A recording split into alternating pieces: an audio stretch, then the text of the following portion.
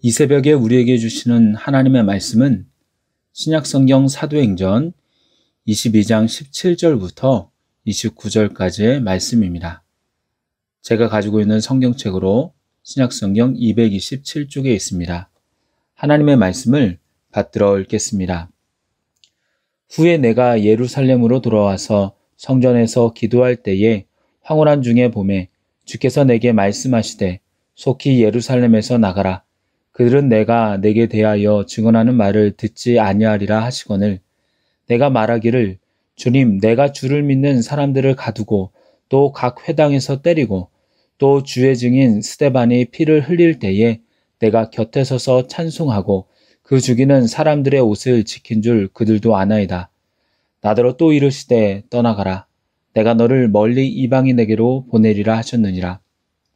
이 말하는 것까지 그들이 듣다가 소리질러 이르되 이러한 자는 세상에서 없애버리자 살려둘 자가 아니라 하여 떠들며 옷을 벗어 던지고 티끌을 공중에 날리니 천부장이 바울을 영내로 데려가라 명하고 그들이 무슨 일로 그에 대하여 떠드는지 알고자 하여 채찍하며 신문하라 한대 가죽줄로 바울을 매니 바울이 곁에 서 있는 백부장더러 이르되 너희가 로마 시민된 자를 죄도 정하지 아니하고 책찍질할 수 있느냐 하니 백부장이 듣고 가서 천부장에게 전하여 이르되 어찌하려 하느냐 이는 로마 시민이라 하니 천부장이 와서 바울에게 말하되 내가 로마 시민이냐 내게 말하라 이르되 그러하다. 천부장이 대답하되 나는 돈을 많이 들여 이 시민권을 얻었노라. 바울이 이르되 나는 나면서부터라 하니 신문하려던 사람들이 곧 그에게서 물러가고 천부장도 그가 로마 시민인 줄 알고 또 그 결박한 것 때문에 두려워하니라. 아멘. 이 시간은 말씀을 거부한 자들이라는 제목으로 말씀을 나누도록 하겠습니다. 어제 말씀을 나눴던 16절까지는 바울이 다메섹 도상에서 예수님을 만나고 아나니아를 통하여서 하나님의 뜻을 발견하고 세례를 받음으로 그 삶이 완전히 변한 것을 설명했다면 17절부터는 바울이 이방인의 선교사로서의 사명을 받았을 때를 이야기하고 있습니다. 17절 처음 부분에 후에 내가 예루살렘으로 돌아와서를 보면 시간과 장소의 변화가 일어났다는 것을 알 수가 있는데요. 후회라고 하니까 얼마 지나지 않은 며칠 후의 상황을 얘기하는 듯 싶지만 실은 3년 후의 이야기입니다. 사도행전 9장과 갈라디아서 1장의 기록에 보면 바울은 다메섹 도상에서 예수님을 만난 후에 즉시로 회당에서 예수가 하나님의 아들인 것을 전파합니다. 그렇게 여러 날이 지났을 때에 다메섹에 있던 유대인들이 바울을 죽이고자 했는데 밤낮으로 성문까지 지키며 바울을 잡고자 합니다. 그랬을 때에 밤에 몰래 성벽에서 광주리에 담겨져 피하고 그 길로 바울은 아라비아로 가게 되는데 그곳에서 3년 동안을 지내면서 말씀도 연구하고 기도도 하고 전도도 하면서 지내게 됩니다. 그러고 나서 예루살렘으로 돌아오게 된 것입니다. 성경책이 있으신 분들은 17절에 후회라는 그 단어에 동그라미를 치시고 예수를 믿은 지 3년 후라고 그 위쪽에 적어보시면 좋을 것 같습니다. 예수님을 믿은 지 3년 만에 예루살렘으로 온 바울은 매일 정해진 시간에 기도했을 것입니다. 그렇게 기도했을 때에 황홀한 중에 주님의 음성을 듣습니다. 속히 예루살렘에서 나가라 라고 주께서 말씀하십니다. 그들, 즉 유대인들은 바울의 말을 듣지 않을 것이라고 하십니다. 이미 바울은 예루살렘에 와서 매일매일 기도하며 전도도 같이 하고 있었습니다. 그의 입장에서는 불과 3년 전만 하더라도 그리스도교의 핍박자였던 사람이 변화되어 간증을 하며 복음을 전하면 더 전도에 효과적이라고 생각한 것 같습니다. 우리가 생각할 때 이런 것이죠. 이단인 JMS나 신천지에 속해 있던 그곳의 간부 역할을 했던 사람이 그 교리가 잘못되었음을 알고 빠져나와서 아직도 이단에 빠져있는 친구들에게 또 동료들에게 야, 네가 믿고 있는 거 이단이야. 잘못된 거야. 라고 조목조목 따져가면서 설명하면 보통 그리스도인들이 전하는 것보다 더 효과적이라고 생각한 것입니다. 그래서 바울은 유대인들이 너희의 말을 듣지 않을 것이다 라는 말에 주님, 이들은 내가 주를 믿는 사람을 가두고 회당에서 때리고 스데반이 피를 흘릴 때 곁에서 찬성한 것을 압니다. 내가 그 정도로 유대교에 열성이 있던 것을 아는 사람입니다. 그러니 바뀌어진 저희의 삶은 전도에 분명히 효과가 있을 것이라 라고 그렇게 대답하는 것입니다. 그러나 그것은 바울의 착각이었습니다. 유대교 지도자들 입장에서는 그리스도인으로 변한 바울이 그리스도를 전하는 바울이 제거 1순위였습니다. 그들 입장에서는 배신자였습니다. 배신자를 가만 놔두지 않고 기회를 봐서 죽이려고 합니다.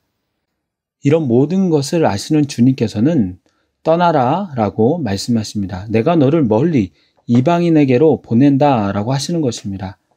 바울을 제거하려는 세력이 있었기에 이것은 바울이 예루살렘이 아닌 이스라엘 땅이었던 갈릴리나 유다 지역이 아닌 이방인 지역으로 다니게 한 그런 이유 중에 하나라고 볼 수가 있는 것입니다. 바울은 1절부터 21절까지 이렇게 자신이 유대인이며 길리기아 다수에서 태어나 가말리알의 문화에서 교육을 받고 유대교에 열심히 있다가 다메섹 도상에서 예수를 만나 그 삶이 완전히 변화되었으며 주님의 명령으로 이방인의 사도가 되었다는 간증을 유대인 앞에서 말합니다. 그런데 21절이 끝나자마자 유대인들이 소리치기 시작합니다. 죽여라. 저자는 살려둬서는 안 된다. 세상에서 없어져야 하는 사람이라. 지금까지 잘 듣고 있던 사람들이 갑자기 흥분하여 바울을 죽이고자 합니다. 어떤 말에 그런 자극이 되었습니까? 21절 하반절 때문에 그렇습니다. 내가 너를 멀리 이방인에게로 보내리라. 유대인들은 자신만이 하나님께 구원받는 민족으로 알고 있었습니다. 자기 민족의 이방인을 짐승처럼 부정하게 여기고 있었습니다. 그런데 이런 이방인에게 복음을 전한다라고 하니까 바울 저 사람은 확실히 가짜다. 죽여야 된다라는 생각으로 흥분이 된 것입니다. 바울은 유대인들이 어느 정도 변할 줄 알고 솔직히 말했을 것입니다. 하지만 바울이 예루살렘을 떠난 지 20년이 지났지만 20년 후에도 예루살렘의 유대인들은 전혀 변하지 않았습니다. 여전히 독선적이며 여전히 적대적이며 여전히 복음을 받아들이지 못했습니다. 여러분, 참된 그리스도인이라면, 참된 하나님의 사람이라면 주님의 말씀이 내 안에 들어와야 됩니다. 한 귀로 듣고 한 귀로 흘려버리는 것이 아니라 저건 아니지 하며 튕겨 나가는 것이 아니라 말씀이 내 안에 들어와야 됩니다. 신앙생활이란 것은 하나님의 말씀대로 결정하며 내 인생을 그분의 말씀에 맞추어가는 삶입니다. 하나님의 사람이 아니라면, 신앙생활하는 사람이 아니라면 어떻게든 자기 마음대로 살아가도 상관이 없습니다. 세상의 이치대로 살아가면 됩니다. 하지만 하나님의 사람은 다릅니다. 말씀이 우선인 삶입니다. 주님의 뜻이 제일 중요합니다. 그런 면에서 지금 말씀을 거부하는 유대인들은 자신들은 하나님의 사람이라고 생각할지 몰라도 결코 하나님의 사람이 아닙니다. 잘못된 판단을 하며 잘못된 길을 걸어가고 있는 것입니다. 우리는 이러한 예루살렘의 유대인들과 같은 실수를 하면 안 될 것입니다. 복음을 들으려 하지도 않고 오히려 바울을 죽이고자 극도로 흥분한 대중들을 본 천부장은 바울을 보호하고자 영내로 데리고 갑니다.